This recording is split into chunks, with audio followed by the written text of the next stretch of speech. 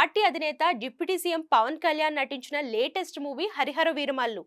ఎన్నో రోజుల నుంచి ఈ సినిమా కోసం అభిమానులు ఎదురు చూస్తున్నారు. అయితే ఈ నెల 24వ తేదీన ప్రపంచవ్యాప్తంగా పవన్ కళ్యాణ్ నటించిన హరిహర వీరమల్లు రిలీజ్ కాబోతుంది.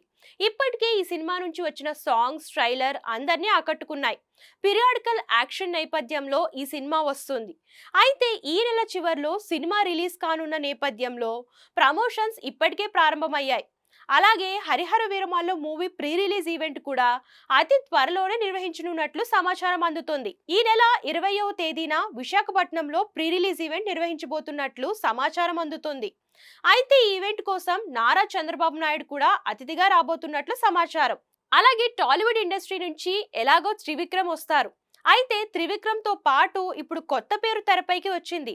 జక్కన్ కూడా ఈ సినిమా ప్రీ రిలీజ్ ఈవెంట్ కోసం రంగంలోకి దిగుతున్నారట. త్రివిక్రమ్ తో పాటు రాజమౌళి కూడా వస్తున్నారని సమాచారం అందుతోంది. ఈ మేరకు రాజమౌళిని రావాలని చిత్ర బృందం కూడా కోరినట్లు తెలుస్తోంది.